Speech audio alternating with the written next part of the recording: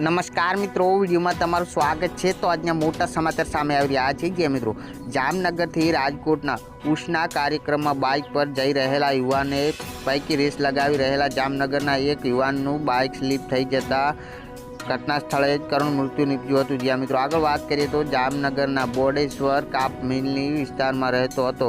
તે સેન્ટિંગ કામ કરી મજૂરી કરતો વિમલ કિશોરભાઈ પરમાર નામનો 28 વર્ષનો યુવક જામનગરથી રાજકોટના ઉર્સના કાર્યક્રમમાં હાજરી આપવા માટે જતો હતો।